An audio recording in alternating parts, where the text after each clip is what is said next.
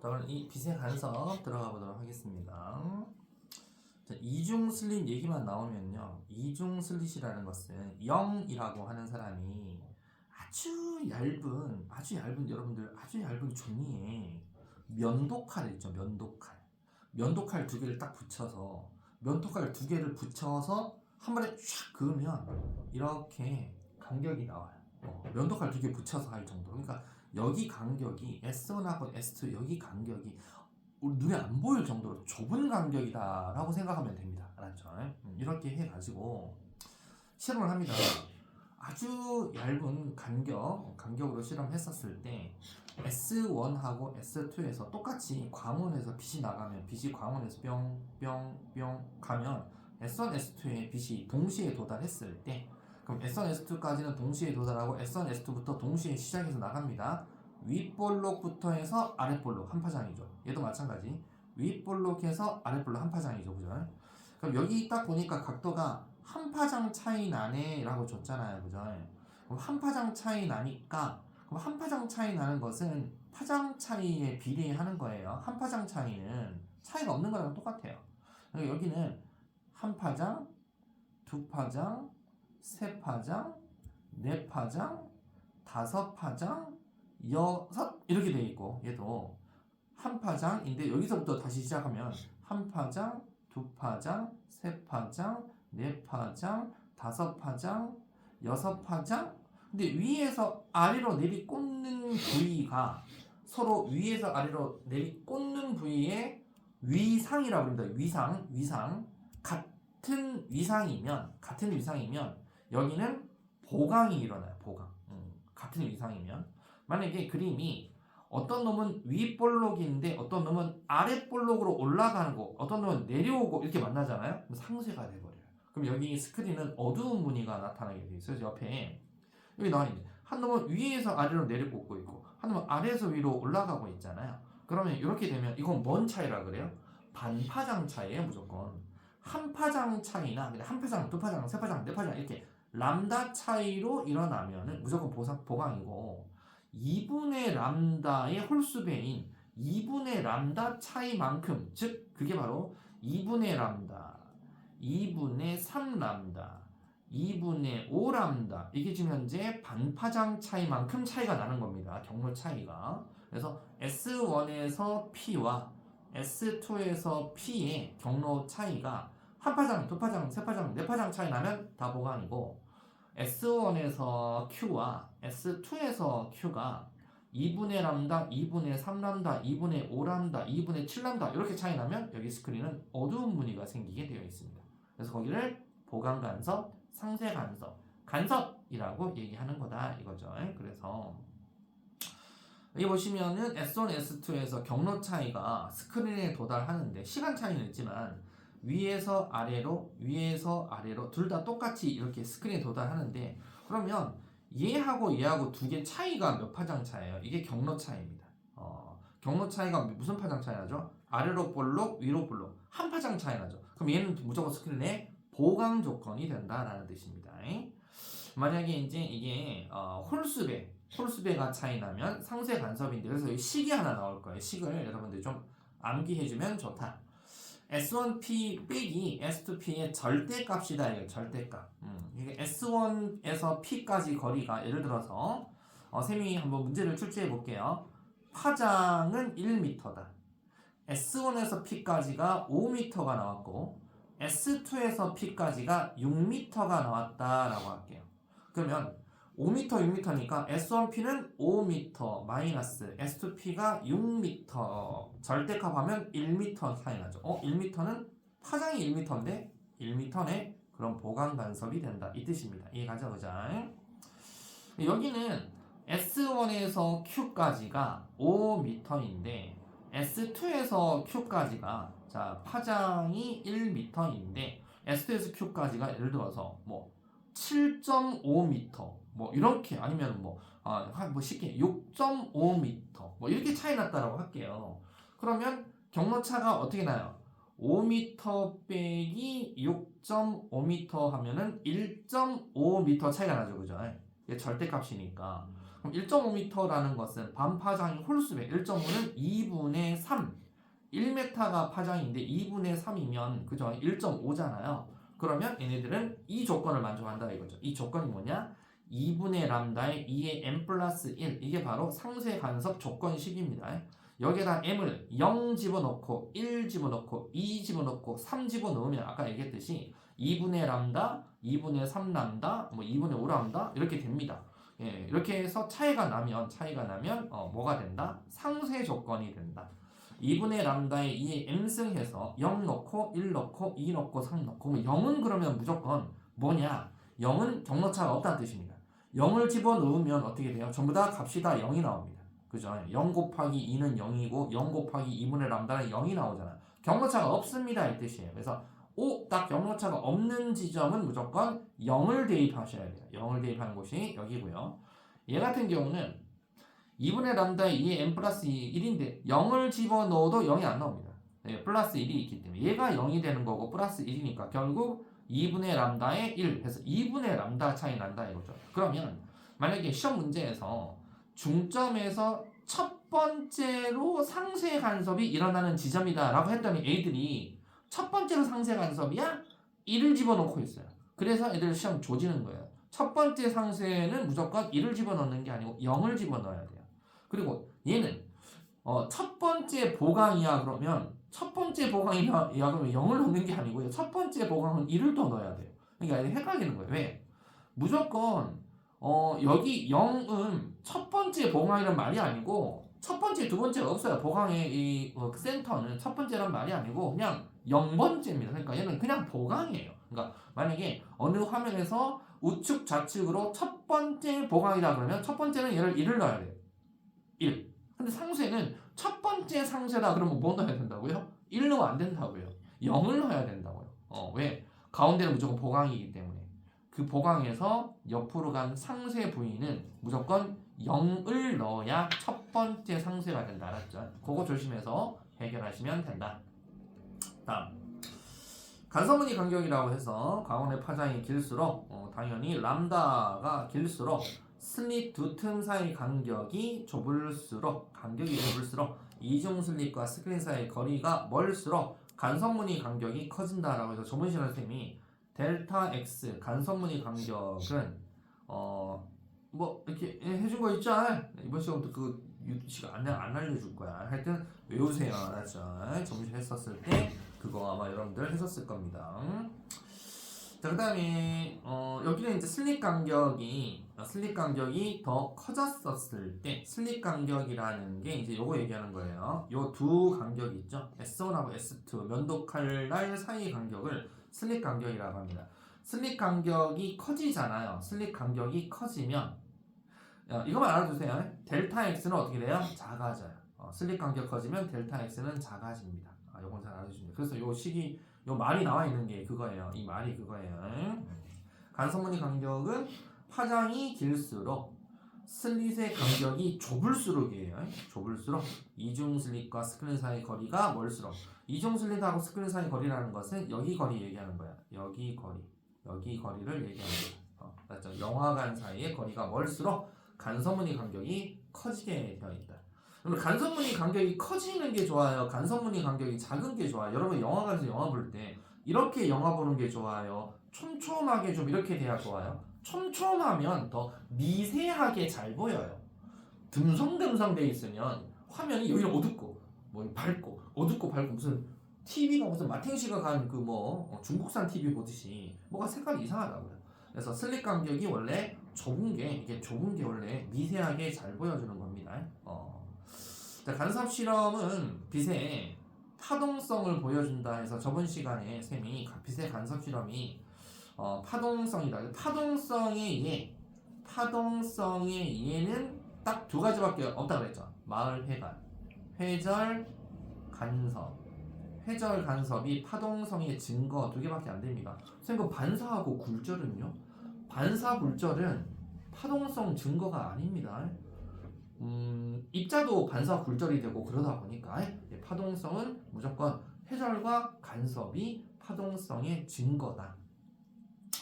빛의 간섭의 예로는 비눗방울 같은 거, 서로 비눗방울 두 개가 보시면 이 두 개 지금 하나도 마찬가지 알록달록 알록달록. 자 알록달록. 그러니까 비눗방울이 밝게 보이잖아요. 보강 간섭인 거야. 비눗방울이 뭐 이렇게 어둡게 보이잖아요. 상쇄 간섭을 일으키는 거예요. 보강 상쇄 이렇게 기름막도 마찬가지. 보강 상쇄. 무릎 나비, 공작새, 깃털도 보강 상쇄 일으키면서 이렇게 가게 되어 있고요.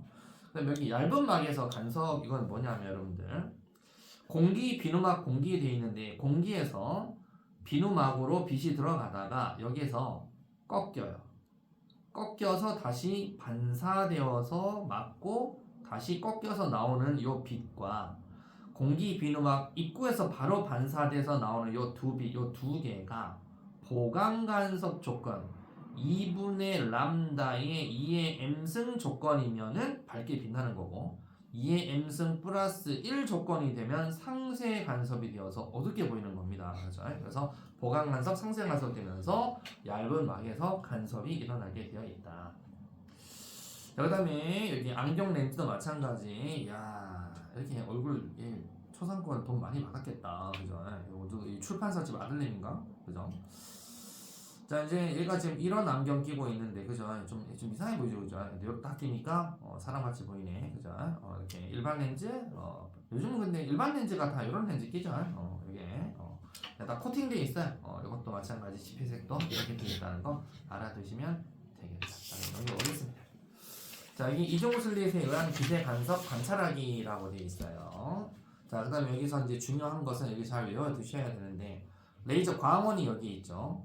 이중 슬릿이 있어요. 광원에서 이중 슬릿은 경로차 9시 똑같이 갑니다. 그럼 이중 슬릿이라 그랬으니까 빛이 이중으로 뻗어나가요. 한 놈은 이렇게 뻗어나가고 또 한 놈이 이렇게 뻗어나가면서 서로가 부딪힌다 이거예요. 부딪히면서 서로 부딪히겠죠. 이렇게 부딪히면서 뻗어나갑니다. 서로 부딪히면서 그렇게 부딪히면서 뻗어나가면서 결국엔 스크린에 이렇게 상이 생긴다 이거죠. 막 상이 생겨요. 이렇게 스크린에. 그렇게 해서 예상 문의하고 비교해봐라. 예상 실험 결과 왜 이렇게 나타나냐 뭐 이렇게 물어보고 그러면 이제 당연히 밝고 어두운 무늬가 번갈아 가면서 나타나는데 두 슬릿을 지나간 빛이 스크린 여러 곳에서 간섭을 일으키어서 밝게 또는 어둡게 무늬를 만들고 있더라. 이거 보세요. 이중 슬릿이 어느 정도인지 0.50mm라고 되어 있잖아요. 그죠? 그리고 0.04mm짜리 면도칼 가지고 이렇게 딱 레이저 이렇게 긁어 놓은 거야. 이렇게 해서 아주 작은 틈으로 해야만 간섭 실험이 잘 이루어지지. 그냥 구멍 숭숭 뚫린 거 갖고 실험하잖아요. 간섭 안 일어나요. 자, 이것은 여러분들 확인 문제 해보시면 되고, 자 그러면 기본 탄탄 한번 해보도록 하겠습니다. 고고싱. 자 기본 탄탄 1번 OXO 2번 기억은 간섭 니은 보강 간섭 디귿 상쇄 간섭 상쇄 간섭 노이즈 캔슬링 3번에 5cm 이런 거 지금 안 나와. 4번에 X 555 5번 경로차 얼마야? 빵! 경로차 없다. 그럼 안 돼요. 빵이에요. 빵. 없다가 아니고. S1P, S2P 경로차 350 나노메타. 왜? 파장이 얼마나 그랬어요? 파장이 700이죠. 700인데 경로차 얼마야? 첫 번째 어두운 문이죠. 첫 번째 어두운 문이니까. 경로차 첫 번째 어두운 문이면 2분의 람다의 2의 m 플러스 1이니까 첫 번째 어두운 것은 1 넣으라 그래서 0 넣으라 그랬어. 0 넣으라 그랬잖아. 첫 번째 어두운 문이. 그지? 그래서 0 넣으면 2분의 람다 차이죠. 그래서 700의 절반 350 나노메타의 경로차 구하세요 했는데 1 넣어서 700 적고 막 이렇게 뭐 또 800 얼마 900 얼마 이렇게 듣고 요건 간섭 그리고 보강 간섭 제끼입니다. 우리 실력 쑥쑥이 중에 시험에 잘 나오는 것들을 하고 싶은데 잘 나오는 것들을 중요로 안 해놓고 이 양반들이 말이야. 응? 7번 바로 시험 잘 나오는 것들 7번 8번 무조건 이게 나와요. 7번 8번 제끼고 10번. 그 다음 15번 이렇게 하겠습니다. 자, 7번 가보도록 하겠습니다. 7번 정답은 2번입니다. 7번 정답은 8번. 어이구, 나가 더 좁죠, 그죠? 간선문이 간격이 좁아요. 간격, 그죠? 8번 정답 4번입니다. 4번. 그다음 10번은 5번입니다. 그다음 15번 경로차 구하세요 라고 하면 경로차 여러분들 2분의 람다의 2의 m승 이거죠. 그러면 2분의 람다가 얼마예요? 500나노메타죠. 500나노메타 곱하기 2의 m승이니까 2 곱하기 m 얼마? 1. 그래서 계산하시면 얼마 나옵니까? 500나노메타. 경로차는 500나노메타. X의 크기를 줄일 수 있는 방법을 3가지 설명하세요. 공식은 얘기 안 하겠습니다. 파장을 쓸게요. 파장이 짧은 레이저 사용. 짧은 거 사용. 파장이 짧아지면 어떻게 되는지 알겠죠, 그죠? 그 다음에 여기 L이라고 뒀네, 이 새끼들 진짜. 이거 알고 있는 것 같은데. L 거리를 가깝게. D라고 또 뒀네, 이 새끼들. 냄새 나는데. D를 크게. 이렇게 생각했으면 되겠죠. 파장 짧은 거, 스크린 사이 거리를 길게, 슬립 간격을 넓게. 이 뜻입니다. 이렇게 3가지 하시면 됩니다. 공식은 적지 않도록 하겠습니다. 혹시 질문 있나요? 괜찮습니까? 좋습니다. 교대 어려운 거 하네? 오늘 이거 여러분 얘기 잘 하셔야 되는데, 이거. 광학기술 나오면 애들이 일단은 뭐가, 광학 그러면 그죠? 자, 빛의 굴절과 광학기술이라고 하는 단원입니다. 한번 봐보도록 하겠습니다. 얘들아, 빛의 굴절, 굴절 꺾인다는 거 아니에요? 그죠? 빛은 굴절이고 뼈는 골절이고, 그죠? 꺾인다는 겁니다. 왜 꺾일까요? 매질이 달라서 그래요. 매질이 서로 다른 매질을 만나면 진행 방향이 꺾이는 걸 굴절되었다라고 하는데, 여기 뭐 모의시험 누리집 차려서 어쩌고저쩌고 돼 있는데, 일단 사인 값의 비를 구한다라고 돼 있는데, 그럼 왜 사인을 구해요? 일단 묻지 마시고, 알았죠? 일단 굴절률하고 굴절값 관계는 사인 값에 비례하게 돼 있어요. 사인 값에 비례하는데, 입사각이 15도, 굴절각이 11도. 이게 무슨 말이에요? 여기 일단 원 봐보시면 빛이 매질 1에서 매질 2로 들어간다라고 합시다. 자, 그러면 매질 1과 매질 2 사이에 경계면이 있겠죠. 그리고 경계면이 수직인 선을 법선이라고 합니다. 수직인 선을 법선. 자, 그럼 경계면하고 수직인 법선은 무조건 직각이 되어야 합니다. 경계면과 수직인 법선은 무조건 직각. 알았죠? 자, 이렇게 해뒀어요. 그러면 여기 빛이 들어오잖아요. 그럼 여러분 빛이 레이저 포인트 생각하면 안 돼요. 빛은 이렇게 안 들어와요. 빛은 어떻게 들어온다? 빛은 찰랑 찰랑 찰랑 찰랑 찰랑 찰랑 찰랑 찰랑 찰랑 찰랑 찰랑 이렇게 들어와요. 뭔 뜻인지 이해갑니까? 이렇게 들어오는데, 왜? 빛은 횡파기 때문에. 횡파 종파가 뭔지 알아요, 여러분? 횡파 종파? 횡파는요, 횡파는 어떻게 가는 게 횡파냐면 이렇게 위 아래 이렇게 가는 걸 횡파라고 해요. 횡파. 빛은 횡파입니다. 소리는 종파예요. 소리 어떻게 가냐면, 소리는 P파, S파 생각하면 되겠다. 횡파가 여러분들 S파하고 똑같아요. 그러면 종파는 P파, 지진파 P파하고 유사한데, P파는 이렇게 날아가요. 뭔가 용수철로 표현하면 용수철 좀 늘어난 게 있고 좁아져 있는 게 있고 늘어나는 게 있고 좁아져 있는 게 있고 늘어나는 게 있고 무슨 말인가요? 좁아져 있는 거 사이 간격을 한 파장, 또 좁아져 있는 거하고 좁아져 있는 거 사이 간격을 한 파장 이렇게 표현하는 게 요게 피파 즉 종파입니다. 종파 이걸 종파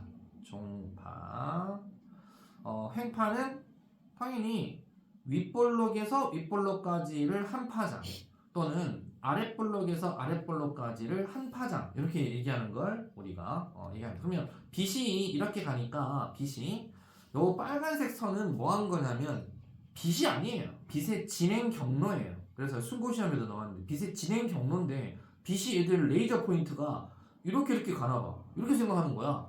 여러분 레이저 포인트 이렇게 안 가요. 레이저도 뭐 횡파입니다. S파입니다. 레이저 이렇게 직진하는 게 아니고 이렇게 가요. 레이저 포인트가 징징징징징징징징징징징징징징징 레이저 이렇게 날아가요. 이렇게 날아가기 때문에 여기가 진행 방향하고 진동 방향하고 다 수직입니다.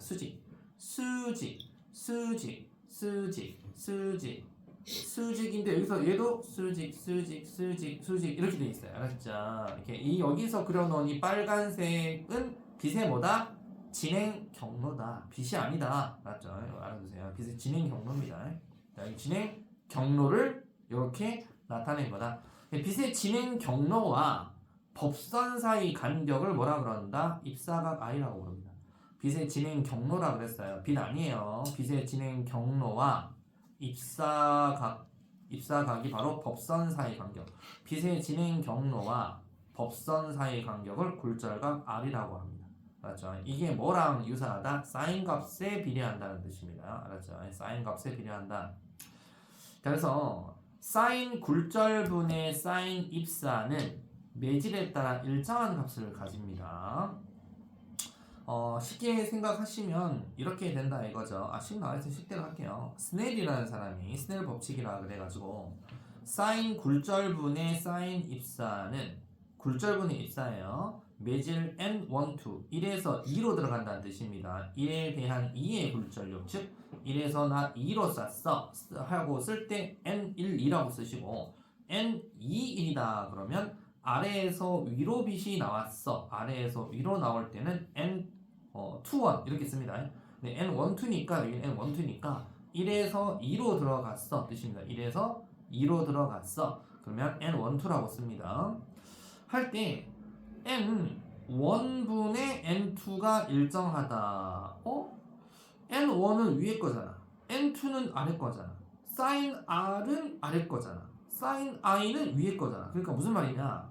sin i 곱하기 n1 한 값은 sin r 곱하기 n2 한 값하고 같아야 된다 이 뜻입니다. 그러니까 여기 만약에 i 각도가 셈이 그냥 예를 들어서 45도라고 할게요. r이 30도라고 할게요. 그러면 매질 1의 굴절률 n1이 셈이 예를 들어서 1이라고 할게요. 그럼 n2 굴절률은 어떻게 되니 물어보면 자 어떻게 계산된다고? 위에 거 싹둑 잘라. 무조건 쫙 잘라서 위에 거 곱하기 위에 거 굴절률은 아래 거 사인값 곱하기 아래 거 굴절률하고 같아야 된다 이거야. 그러니 무슨 말이다?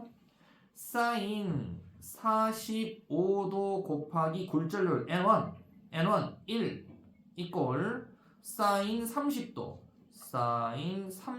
곱하기 n2 계산하세요 이 뜻입니다.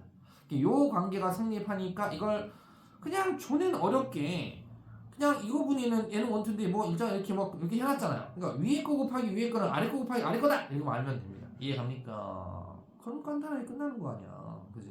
자 이렇게 알아두시면 되고 그다음 또 중요한 거, 자 그림을 딱 보니까 빛인데 얘들아 빛은 얘들아 빡빡한 곳에서 빛이 잘 가냐 아니면 뭔가 투명하고 맑고 걸그적거리는 거 없는 곳에서 빛이 잘 진행을 할까요? 빛이 우주 공간에서 빛의 속도로 날아가냐 공기 중에서 빛의 속도로 날아가겠냐? 우주 공간에서 더 잘 날아가죠. 우주 공간에는 매질이 없잖아요. 뭐 걸거적거리는 애들이 없잖아요. 근데 우리 지구 안에서는 수증기도 있지, 대기에 물방울도 있지, 공기도 있지, 질소도 있지, 막 부딪히는 거야. 그러니까 속력이 빠를까요, 느릴까요? 느려요. 그래서 매질 1을 갖다가 예를 들어서 공기, 우리는 여기 지구 안에서 하니까 매질 1을 물이라고 할게요. 그럼 여러분들 공기하고 물 중에 누가 더 빡빡한 매질이야? 누가 더 빡빡해? 물이 빡빡하잖아요. 그럼 셈이 물의 굴절률을 2라고 할게요. 그럼 공기 굴절률을 1이라고 할게요. 아, 그러면 공기에서 물로 빛이 들어갈 때 빡빡한 게 몇 배로 증가했어? 1에서 2로 2배로 증가했죠. 1에서 2로 2배로 증가했잖아. 빡빡한 게. 지금 셈이 예를 들어서 1에서 2로 들어가자 그랬잖아. 공기 굴절률 얼마라고? 공기 굴절률을 1, N1 1. 물의 굴절률은 얼마라고? 2, N2를 2라고 하자 이거지. 그래서 공기에서 물로 들어가잖아 지금 빛이. 그러면 공기에서 빛의 속도가, 예를 들어 공기에서 속도가 10이라고 치자. 그럼 빡빡한 게 2배로 빡빡해졌어. 빡빡해지면 속도가 빨라진다고 느려진다고? 느려지지, 그지? 그럼 물에서 속도가 얼마나 줄어들어야 돼? 빡빡한 게 2배로 됐으니까 5로 줄어들어요. 이해 갑니까? 이렇게 알고 있어야 돼. 그래서 위에 거 곱하기 위에 거는 아래 거 곱하기 아래 거하고 같다라는 걸 대급하게 팍 집어넣으면 돼. 알았지? 겁나 쉬운 거야. 알았죠? 그 다음에 그러면 여기가 속도가 10m/s로 가던 빛이 5m/s로 줄었네? 그러면 여러분 그거 알아요? 기타 아니면은 노래 여러분 부를 때 기타로 도 치면 공기도 도라고 떨어서 여러분 귀에도 도라고 들리듯이 매질 1과 매질 2는 떨어져 있어, 붙어 있어? 붙어 있죠? 붙어 있기 때문에 매질 1에서 매질 2로 빛을 쏘든지 말든지 간에 뭐는 똑같다? 진동수는 똑같아요. 진동수는 불변입니다. 진동수 불변이기 때문에 빛이 속도가 10에서 5로 갔다는 뜻은 뭐가 짧아졌다는 거죠? 아까 앞에서 배웠던 파장이 짧아졌다는 거예요. 그럼 여기서 예를 들어서 파장 람다가 20m다. 그럼 여기 파장 람다는 몇 미터일까요? 딱 절반 줄어야죠. 10m로 줄어드는 거다. 이해 갑니까? 이해 가냐고요. 그렇죠? 대신에 진동수가 불변이니까 뭐도 불변이다? 주기도 불변입니다. 주기. 진동수하고 주기. 알았죠? 여러분들 기타나 악기 같은 거 안 쳐봤어요? 기타로 띵 하고 도레 미 치면 기타 줄은 미라고 하는데 여러분들 귀에는 파라고 들려요? 똑같잖아요. 그죠? 기타 줄이 뭘 쳐요? 기타 줄이 공기를 진동시켜서 공기 진동으로 여러분 귀때기 안에 들어오는 거 아니야. 귀에 있는 고막을 떨잖아. 기타에서 공기에서 여러분들 귀 고막은 뭐랑 똑같다? 진동수는 똑같은 거예요. 무슨 얘기합니까? 진동수 다 똑같다. 그래서 굴절률이 2배가 되면 이렇게 굴절률 N1이 1에서 N2, 2 굴절률만 2배 되면 나머지는 전부 다 어떻게 된다? 2분의 1로 줄어든다. 알았죠? 근데 뭐는 불변이다? 진동수하고 주기는 불변이다. 이건 잘 알아두시면 됩니다.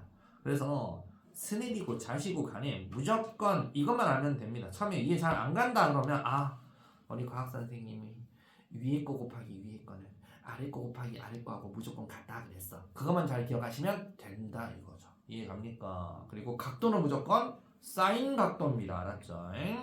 이래서 결국 이게 성립한다. 그래서 사인 i가 입사각도예요. 입사각도하고 위에 거 굴절률 곱한 값은 사인 r이 굴절각도예요.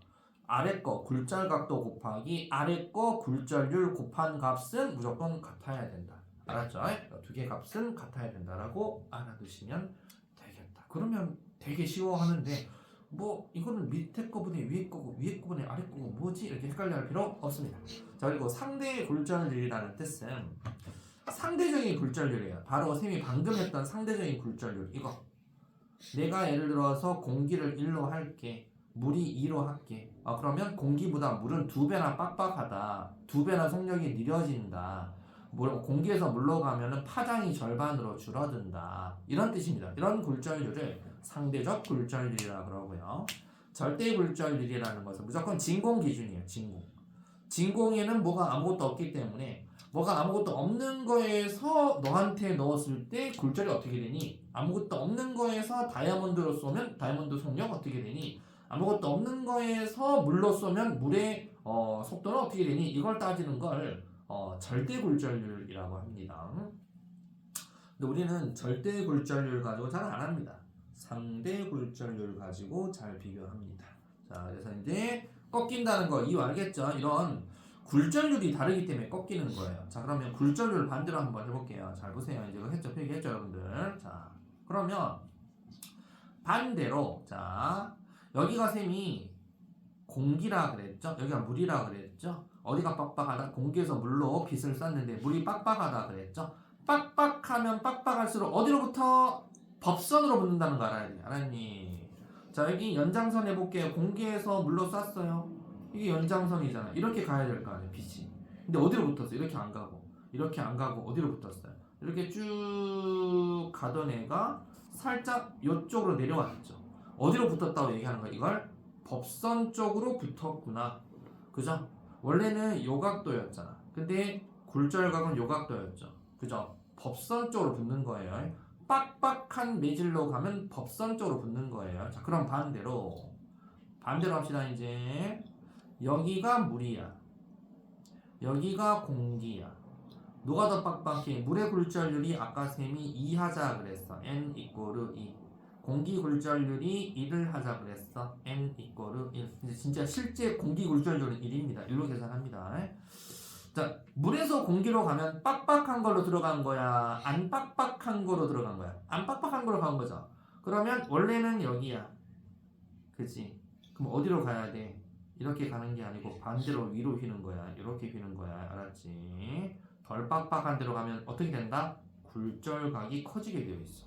알았지? 반대로 가면 이해갑니까? 자, 빡빡한 데로 가면 어디로 붙는다? 법선으로 붙는다. 덜 빡빡한 데로 가면 어디로 붙는다? 법선 반대 방향으로 꺾이게 돼 있다는 거 잘 알아둡니다. 알았죠? 자, 그러면 이 굴절에 의한 현상, 이런 현상 때문에 여러분들이 연필을 물속에 넣어놓잖아요. 가운데 놓고 가운데를 쳐다보면 좀 약간 좀 커 보이죠. 실제보다 좀 커 보이는데요. 실제보다 좀 달리 좀 잘려서 보이고 이렇게 잘려 보이고 이러죠. 삐딱하게 놓았을 때 실제 모양과 달리 꺾여 보이죠. 이런 현상이 전부 다 굴절 때문에 나타나는 현상이에요. 실질적으로 꺾이는 게 아니고요. 굴절 때문에 나타나는 현상이에요. 예를 들어서 이렇게 보시면 돼요. 만약에 여러분 눈이 여기 있어요. 눈 이쁘장하게 눈썹도 그리고 동공 여기 눈이 있어요. 그러면 눈에서 레이저가 나가는 건 아니지만 이렇게 볼게요. 자, 눈에서 레이저가 나는 건 아니지만 연필을 봤었을 때 맞고 되돌아오는 빛이 있죠. 이 빛하고 물속이 있죠. 이렇게 가다 보면 꺾여요. 이렇게 꺾인다고요. 꺾였다가 다시 맞고 다시 꺾여서 이렇게 들어와야 돼요. 이게 같은 연필로 보여야 되는데 누가 속도가 좀 더 느릴까요? 여기 공기 중에 있는 연필은 맞고 되돌아오기 때문에 속도가 빠르죠. 그죠? 근데 여기도 여기까지는 속도가 똑같은데 물속에 여기 들어갔다가 다시 맞고 나오는 거, 얘가 속도가 느리단 말이에요.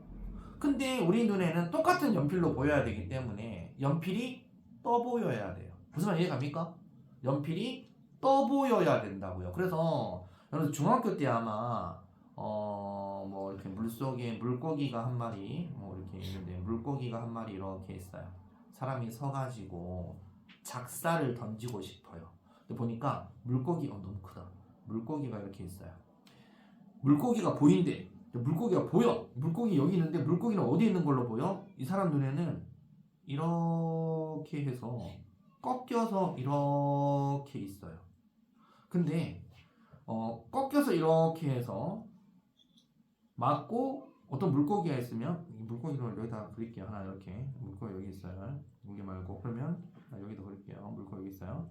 꺾여서 맞고 되돌아오는 빛도 이렇게 가서 꺾여서 들어오는데 눈깔로 들어오는데 사람은 꺾여서 들어온다 생각하지 않고 보이는 대로 그대로 작사를 던지잖아요. 이렇게 작사는 안 꺾입니다. 그러니까 물고기 하나도 안 맞는 거예요. 무슨 말 이해 갑니까? 그래서 빛은 사람 눈에서는 레이저는 안 나가지만 빛은 항상 이렇게 꺾인단 말이에요. 물고기는 여기 있는데 여기다 던지면 안 되고 그래서 좀 더 어디로 던져야 돼요? 좀 더 앞으로 던져야 돼요. 그래 물고기가 맞아요. 만약에 작살 던질 때는 이렇게 던져야 되고 좀 앞에 던져야 되고 작살은 레이저 포인터나 아니면 뭐 레이저로 이렇게 조준하는 광선 같은 거 쏠 때는 어떻게 쏴야 된다? 그대로 보이는 대로 쏘면 광선 레이저도 꺾여서 들어가요. 그죠? 레이저 총이 있다 그러면 레이저 총은 그대로 조준해서 쏘면 그대로 맞아요. 그래서 이런 거 배웠죠? 중학교 1학년 때인가 안 배웠어요? 기억나죠 저런 거? 그죠? 그 이유가 이거단 말이에요. 그래서 전부 다 비스듬히 놓았을 때 이런 것들. 왜 오른쪽 왼쪽에 놓았을 때 이런 차이가 나냐? 오른쪽 왼쪽에 놓았을 때 이게 볼록 렌즈 역할을 해요. 컵이 사각형이 아니고 볼록하게 생겼잖아요. 그거 가지고 이제 짜잔 할 겁니다. 알았죠? 자, 개방 바뀝니다. 뜨그뜨그뜨그. 자, 일단 요 정도로 일단 하시고 자, 그다음 볼록 렌즈부터 들어가도록 하겠습니다. 저때다 3번 외치면 됩니다. 볼록 렌즈는 여러분들 배가 볼록하게 나왔다 그래서 볼록 렌즈라고 합니다. 여러분 볼록 렌즈는 광학기구 중에서도 우리가 먼 거 가까이 당겨서 보고 또 작은 거 확대해서 보려고 하는 게 볼록 렌즈잖아요. 그죠? 자 그러면 초점이라는 말부터 한번 해볼게요. 자 볼록 렌즈는 광축이라 그래가지고 이게 광축이에요. 렌즈 중심을 광축이라고 얘기하고 그래서 한 점에 다 이렇게 광축이 있습니다. 그리고 렌즈는 항상 초점이라는 게 있어요. 초점에 딱 맞추면 가장 크게 보입니다. 그렇죠? 그래서 초점 항상 여기에 빛이 모여요. 빛이 모이는 한 점이 있습니다. 꺾이면. 그러면 이제 공식이라기보다는 이거에 의한 빛의 경로를 설명해 줄게요. 잘 보세요. 만약에 여러분들이 초점에서 어떤 광원을 쏴요. 초점에서 광원을 쏘잖아요. 그러면 렌즈를 향해 들어간 빛들은 전부 다 수평하게 가게 되어 있습니다. 자, 초점에서 빛을 쏘면은 자, 어디가 더 여기를 잘 보시면 이제 여기가 이제 법선이 되고요. 법선이 되고 여기가 골절률이 크고 골절률이 작잖아요. 그러니까 골절률 작은 데서 아까 우리 골절 배웠죠? 무조건 빡빡한 쪽으로 들어가면 법선 쪽으로 꺾이게 돼 있다라는 거 알아두시면 돼요. 그래서 빡빡한 쪽에 법선 쪽으로 붙다 보니까 가던 놈이 이렇게 가는 게 아니고 빡빡한 쪽으로 꺾여버려요. 이렇게.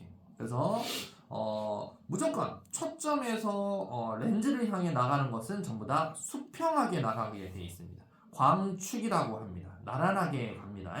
어디서든지 수평하게 갑니다. 어디서든지 수평하게 가게 되어 있다. 그래서 초점에서 나간 빛은 수평하게 가게 되어 있다. 하나 암기하시고 여기를 초점거리라고 합니다. 두 번째. 그러면 수평하게 렌즈로 들어온 빛은 어디로 가냐? 초점을 지나게 되어 있습니다. 수평하게 간 빛은 초점을 지납니다. 수평하게 간 빛은 초점을 지나게 되어 있어요. 그래서 초점에서 나간 것은 수평, 수평하게 간 것은 초점을 지납니다. 자, 그 다음 두 번째 중요한 거. 자, 잘 보세요. 그러면 여기에 인형이 하나 있어요. 인형. 곰인형이라고 할게요. 사람이라고 할게요. 사람 하나 인형이 있어요. 머리죠. 머리털. 다리죠. 신발 신고 있어요. 잘 보세요. 그럼 얘가 빛이 가서 초점에 모였을 때는 사람이 엄청 크게 보이는데 초점 바깥에가 되면 어떻게 되냐? 자, 여기 발이 위로 가죠. 발이 여기로 가요. 대갈통이 어디로 가요? 아래로 내려오네요. 그죠? 그래서 사람이 뒤집어져 보여요. 이해 갑니까? 빛의 경로를 잘 봐야 됩니다. 알았죠? 빛의 경로를 잘 보시고 초점을 지나게 되면은 이렇게 빛의 경로를 보니까 아래에 있는 빛의 빛의 경로가 광로라고 합니다. 위로 가게 되는구나. 위에 있는 빛의 광로는 빛의 길은 아래로 가게 돼 있구나. 그래서 아래에 대가리가 있고 위쪽으로 팔다리가 이렇게 생기는구나. 자, 이거 알아두시고. 자, 그럼 일단은 초점이 뭐다? 왜 그러면 초점이 두 개네요? 네, 초점이 두 개예요. 왜 그럼 초점이 왜 두 개냐? 그림을 그리면 여기 구 있죠. 볼록 렌즈는 동그란 구의 연장. 이거 그대로 동그라미를 그리는 거야. 동그라미 잘 못 그리는데. 이렇게 해서 구가 하나 있고요. 그 다음에 얘도 마찬가지. 얘도 이렇게 돼 있으면 얘도 9가 있을 거 아니야. 이렇게 해서 얘도 9가 와 겁나 잘 그렸다 있겠죠. 그러면 9의 중심이 있겠죠. 9의 중심이 있겠죠. 9의 중심. 9의 중심과 렌즈 축과의 사이 거기를 초점이라고 부릅니다. 9의 중심과 렌즈 사이의 거리의 절반 여기를 초점이라고 부릅니다. 그래서 나와 있을 텐데 여기 있네요. 여기 있죠? 9의 중심과 9의 중심입니다. 9의 중심 있죠? 9의 중심이 있고 9의 중심과 렌즈 사이의 거리의 중심을 초점이라고 부릅니다. 초점. 그래서 볼록 렌즈는 초점이 두 개가 있는 겁니다. 알았죠? 이렇게 두 가지가 있기 때문에 있고요. 그러면 이렇게 보시면 돼요. 여기에 초점이 하나 있다라고 할게요. 여기 초점 F가 하나 있고 여기 초점 F2가 F'이라고 할게요. 이렇게 있다. 만약에 여러분들이 초점 밖에 어떤 사물이 하나 있다. 이렇게 생긴 사물이 하나 있다라고 할게요. 너무 크다. 사물 이렇게 생긴 화살표가 하나 있다. 그러면 자 여기 수평하게 간 빛은 어디로 지난다? 항상 초점 지난다고 그랬죠. 그렇죠. 그 다음에 여기 렌즈 중심을 지나가는 빛이 있죠. 렌즈 중심을 지나가는 빛 한번 그어볼게요. 렌즈 중심을 지나가는 빛은 그대로 렌즈 중심을 향해 가다 보니까 두 개 만나죠. 두 개 만나는 지점에서 상이 생겨요. 그러면 여기에 상이 이렇게 상이 생기는데 거꾸로 생깁니다. 이 거꾸로 생겼죠? 이 거꾸로 생긴 상을 뭐라고 부르냐면 도립. 그리고 얘는 진짜 상이라서 도립 실상이라고 부르고요. 도립 실상. 만약에 얘가 바로 서 있는 경우도 있어요. 어떨 때 바로 서 있냐? 자, 그러면 어떨 때 서 있냐면요. 얘가 초점 안으로 들어가잖아요. 저 빨간색 초점 안으로 상이 들어가잖아요. 상이 아니고 물체가 들어갔어요. 그러면 수평하게 간 빛은 어디로 지난다고 무조건? 초점 지난다고 했죠. 그죠? 그 다음에 9의 중심을 향해서 간 빛은 쭉 가는데 요 1번 요 2번 만나요 안 만나요? 안 만나죠. 안 만나기 때문에 안 만나면 연장선으로 갑니다. 연장선에 가서 여기서 상이 이렇게 생겨요. 자, 그래서 여러분들 볼록 렌즈를 이용하는 게 뭐냐면 글자를 대 가지고 여러분들 그 볼록 렌즈 앞에 보면 크게 확대돼서 보이죠. 볼록 렌즈 할아버지 할머니들 돋보기 끼신다고 하는 이유가 이거예요. 그 돋보기 끼고 할 때 이렇게 렌즈를 물체에 가까이 대면 렌즈 뒤에 상이 생기는 게 아니고 렌즈 앞에 크게 보여요. 바로 서 있고 크게 보여요. 바로 서 있고 크게 보이는 것을 바로 서 있다. 정립. 야, 렌즈는 빛을 통과시키는 거야? 아니면 거울처럼 반사시키는 거야? 생각해봐. 렌즈는 빛을 통과시켜야 돼? 반사시켜야 돼? 통과시키는 거지. 그러니까 렌즈 뒤에 생기는 상이 무슨 상이라고? 무조건 실상이야. 그럼 렌즈 앞에 있는 상이 생겼잖아. 그럼 이거 실상이야? 가짜상이야? 가짜상이죠. 그걸 정립 허상이라고 부릅니다. 그래서 렌즈 앞에 생기는 상, 정립 허상. 그래서 여러분들 할아버지 할머니가 되면 돋보기는 뭐 하려고 하는 거야? 정립 허상을 보려고 하는 거야 우리가. 그래서 글자를 확대시켜서 보는 게 정립 허상으로 확대시켜 보려고 하는 게 바로 볼록 렌즈야. 이해 갑니까? 상이 렌즈 뒤에 생겼어. 그럼 실상이야. 근데 렌즈 뒤에 생기는 상은 전부 다 어떻게 생겨? 뒤집어져 보여. 렌즈 앞에 생기는 상은 전부 다 허상이야. 가짜상이야. 안 만져져. 상이 있는데 안 만져진다니까. 근데 걔는 바로 서 있지. 그걸 정립 허상이라고 불러요. 알았죠? 자, 그러면 일단 명칭. 렌즈 뒤에 있냐? 렌즈 앞에 있냐? 이건 지금 설명했습니다. 자, 그러면 오목 렌즈도 여기 하나 있는데 간단하게 설명할게요. 오목 렌즈도요. 원이 있잖아요. 얘는 정말 얄깝다. 이렇게 원이 있겠죠? 얘도 이렇게 해서 원이 있어요. 큰 원이 있어요. 그 원의 중심이 있고 거리가 있겠죠. 사이에 초점. 얘도 원의 중심점이 중점 O가 있겠죠. 사이에 초점. 그래서 항상 렌즈는 앞뒤로 초점이 하나씩 다 있어요. 그래서 렌즈는 초점이 두 개씩 다 있습니다. 알았죠? 그럼 그 중에 하나는 무조건 진짜 초점, 실초점. 그 다음에 렌즈 앞쪽에 있는 초점은 무조건 허초점이라고 부릅니다. 이해 갑니까? 실초점, 허초점. 자, 그러면 뒤에 자, 광선 추적법 이게 시험에 나올 겁니다. 자, 무조건 원칙대로만 잘 따라하면 됩니다. 어떻게 간다? 문제가 있어요. 자, 초점 바깥에 있네요. 자, 초점 바깥에 있을 때는 어떻게 보이냐? 초점 바깥에 있을 때는 조금 작게 보입니다. 그렇죠? 자, 이게 뭐 사물이다 생각하시고, 자, 수평하게 간, 자, 암기 수평하게 간 빛은 어디로 지난다? 무조건 초점 지납니다. 하나 암기. 수평하게 간 건 초점 지나구나. 그다음 렌즈의 중심축으로 간 것은 중심축 그대로 지납니다. 알았죠? 어디서나. 그리고 앞에 있는 초점 지나잖아요. 앞에 있는 초점 이거 허초점입니다. 요거 지날 때는 초점을 지나면 수평. 이거 얼마나 쉬워? 수평 간 건 초점 지나고 초점 지난 건 수평으로 가고 렌즈 중심 간 건 중심으로 간다. 1번, 2번, 3번 이게 다 만나는 지점에 뭐가 생긴다? 상이 생깁니다. 자, 물체가 있어요. 수평하게 간 빛은 어디 지납니까? 여기가 그러면 초점인가 보다. 초점 지납니다. 알았죠? 초점 지난다. 그 다음에 렌즈의 중심축을 지나는 것은 어디로 간다? 렌즈 중심축 지나는 것은 중심축으로 그대로 갑니다. 그 다음에 맨 밑에 초점 지난 것은 어디로 간다? 초점 지난 것은 수평하게 가야 됩니다. 이 세 가지 광선이 만나는 지점에 뭐가 생긴다? 물체 상이 생깁니다. 자, 그래서 여기는 분명히 초점 여기 있죠. 초점이 여기죠. 허초점이라 그러고 초점 여기죠. 자, 초점이 여기 있죠. 이 초점 뭐? 실초점입니다. 허초점 뒤에 물체가 있으니까 역시 상도 실초점 뒤에 상이 생기네요. 자, 잘 알아두시고, 자, 그러면 어떻게 하는지 작도라 그럽니다. 렌즈 작도하는 거 이제 알겠죠? 작도하는 거 간단하게 연습 한번 했습니다. 자, 그 다음에 추적법 가정.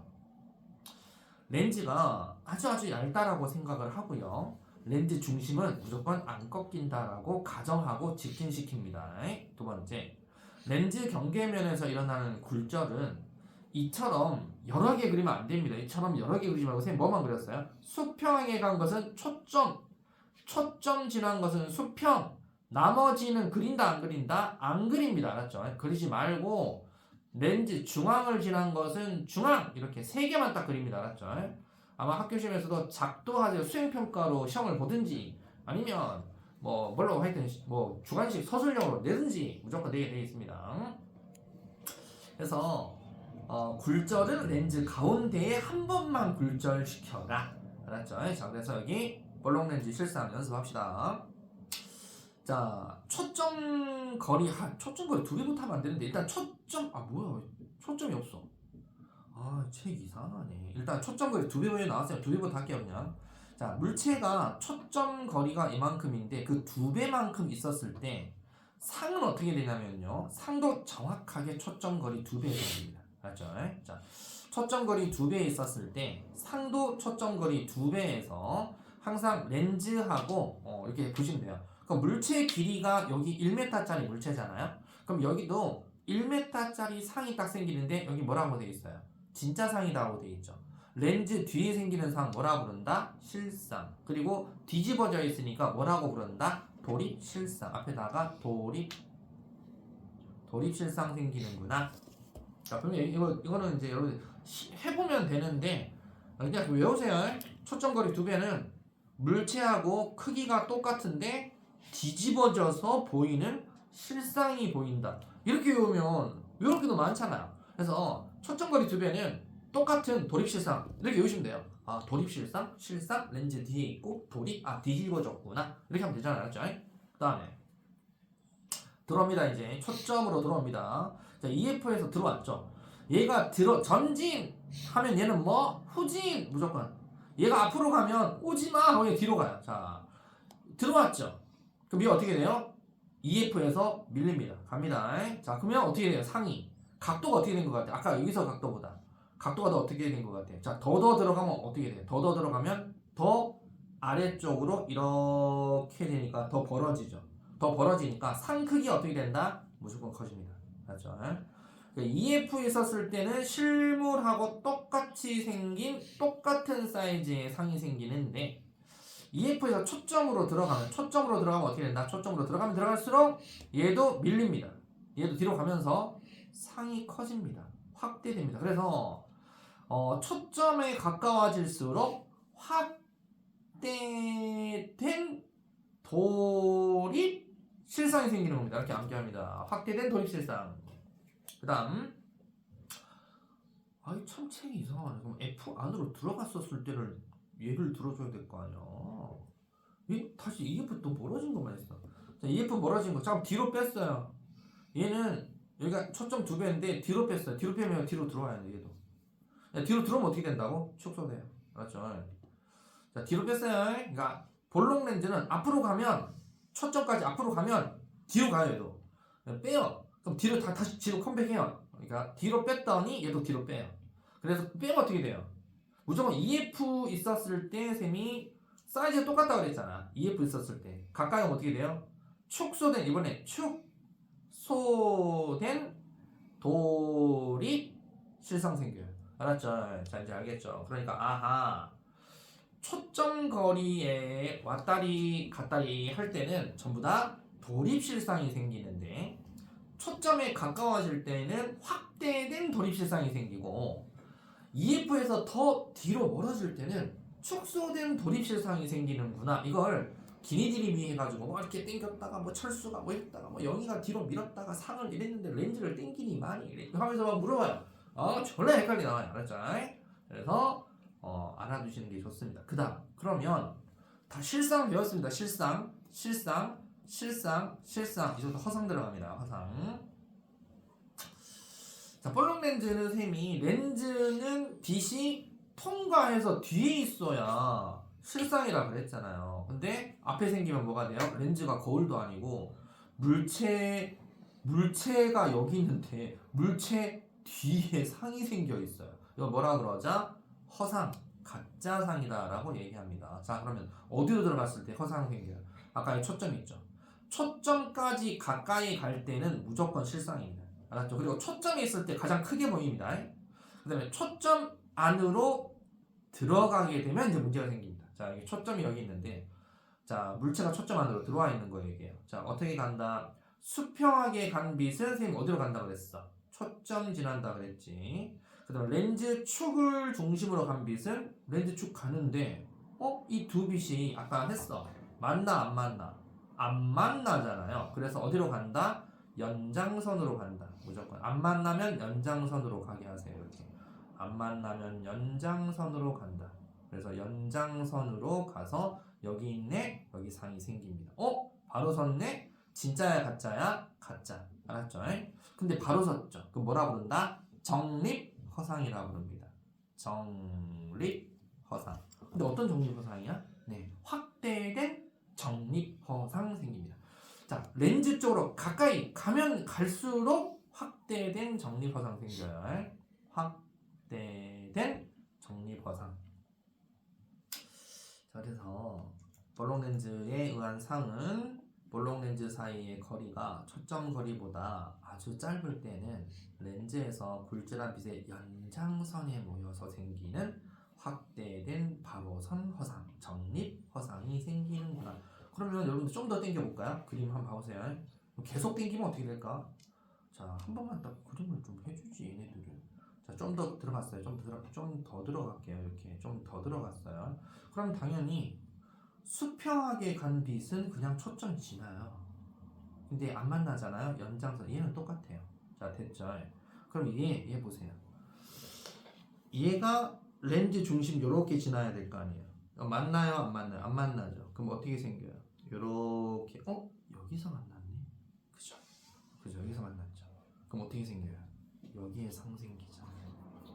이해갑니까? 여기에 상 생겼죠. 아까는 여기 상 생겼죠. 여기 상 생기죠. 그럼 누가 더 커요? 얘가 더 커요? 얘가 더 커요? 얘가 더 크죠. 가면 어떻게 됩니까? 확대는 돼 있는데 이제 점점 작아지는 거. 알았죠? 이렇게 알아두시면 돼요. 왜?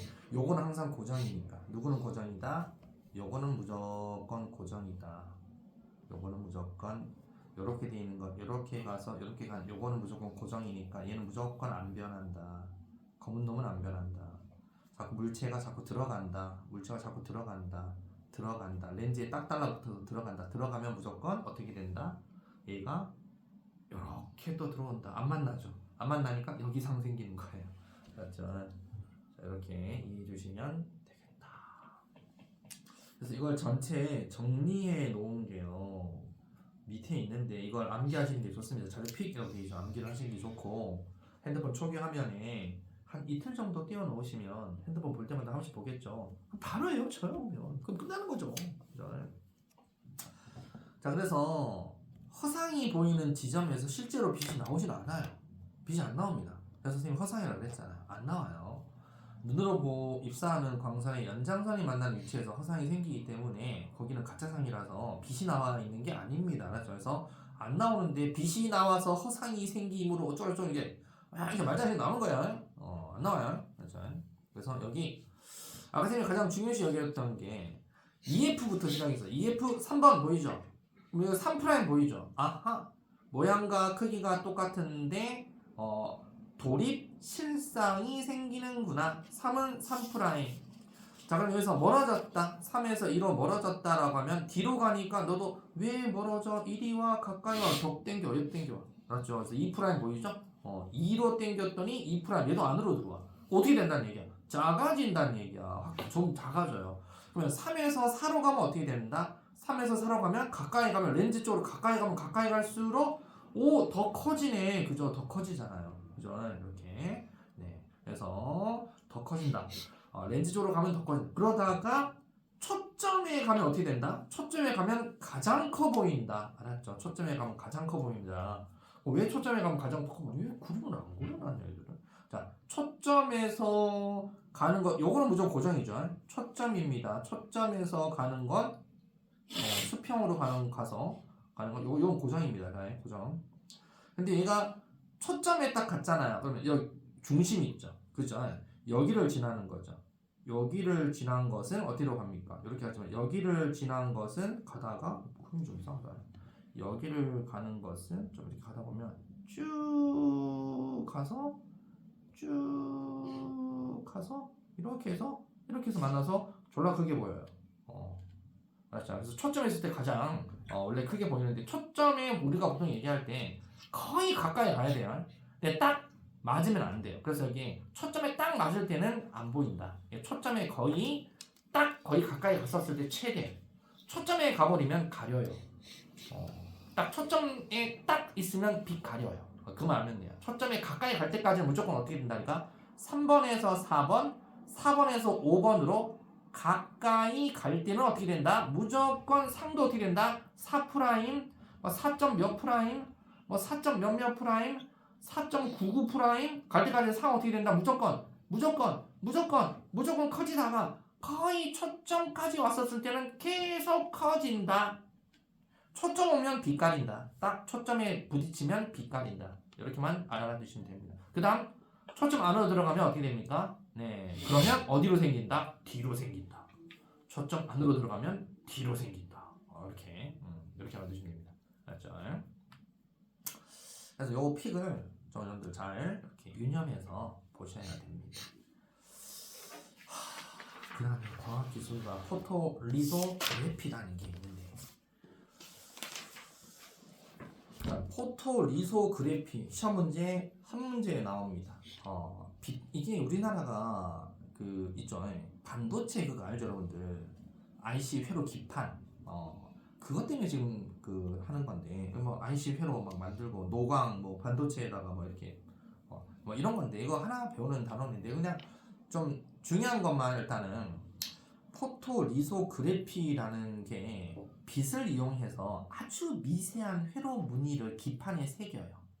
그리고 필요 없는 거 버리고 필요한 부분만 딱 회로도로 만드는 기술인데, 어디다 많이 이용하냐면 반도체 이용 많이 합니다. 반도체.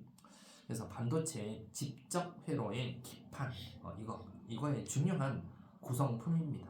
아마 이 그 포토리소 기판 이걸 아마 그 SK에서 옛날에 저 누구죠? 젠슨황한테 이 기판 하나 선물했는데, 여러분들 알아요? 동그란 반도체를 만드는 기판 선물했어요. 아주 초정밀 고 농도의 기판을 선물했는데, 얼마 전에 에이펙 경주에 왔었을 때 그리고 디스플레이 고화질의 얇고 큰 디스플레이 화면을 구성하는 화소에 아주 작고 얇은 반도체가 막 들어가 있어요. 그래서 여러분들 텔레비전 스마트 기기 등 화면에 좀 들어가 있습니다. 공정이 이걸 여러분들 알아두면 좋은데 이걸 외우라는 건 아니고요. 여기 중에 노광이 시험 잘 나와요. 노광 과정. 노광 과정이 보통 시험에 잘 나옵니다. 노광. 기판을 준비하고 산화막을 입혀서 이게 보호하잖아요. 왜 산화막을 입히냐면 산화 안 시킨 기판은 나중에 부식이 되니까 산화가 돼 있는 막을 형성하면은 기판이 산화가 안 돼요. 그렇죠? 그래서 일부러 산화막을 만들어서 보호하자.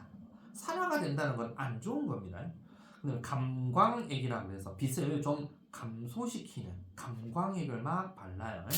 그다음에 노광이라 그래가지고 감광액을 바른 이거 위에다가 회로 무늬를 그려진 마스크라고 하는 거를 덧대요. 그 다음에 빛을 쏩니다.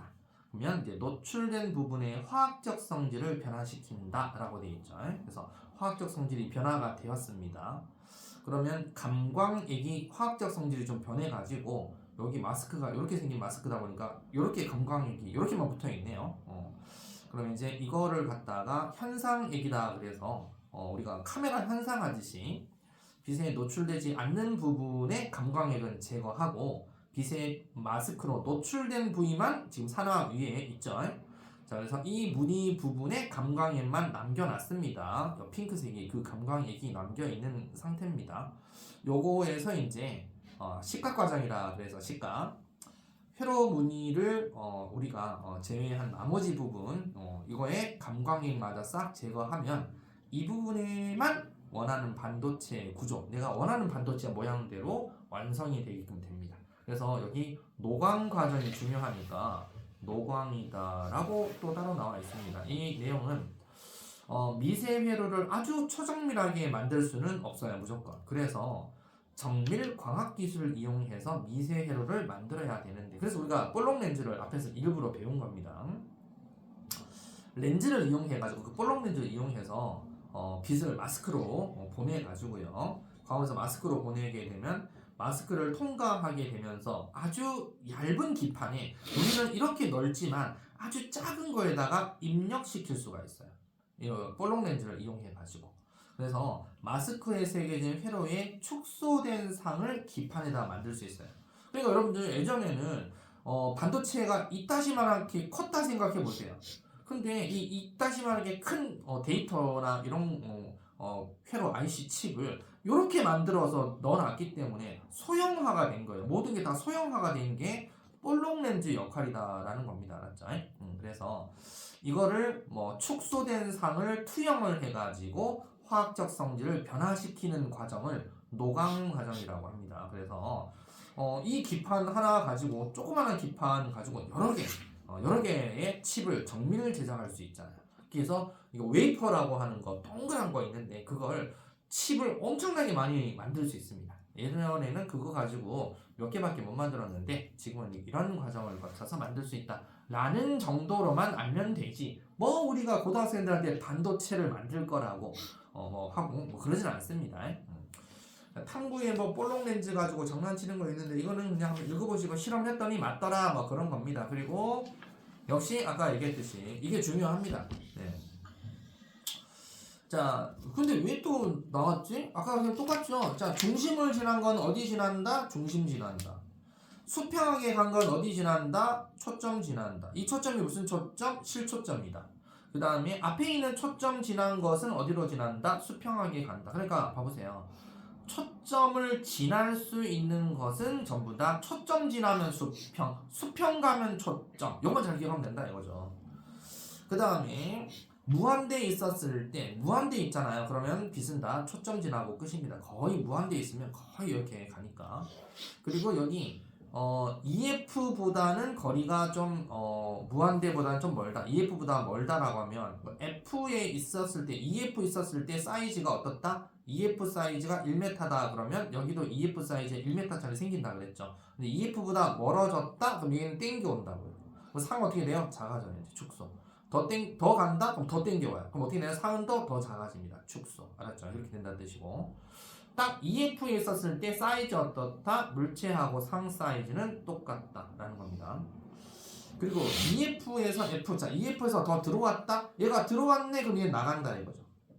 들어왔네 그럼 나간다. 나가니까 상 어떻게 된다? 확대된 도립실상 생긴다. 그러다가 계속 간다 하면 커진다 이렇게 가는 거고. 정확하게 F까지 왔었을 때는 상 커지다가 F에 딱 놔두면 빛이 못 지나가잖아요. 그래서 안 생긴다.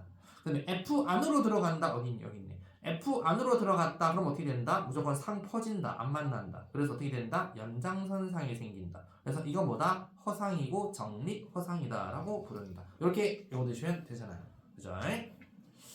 똑똑하니까 금방금방 잘 습득하리라고 보고 기본 탄탄 고고싱 하도록 하겠습니다. 고고싱.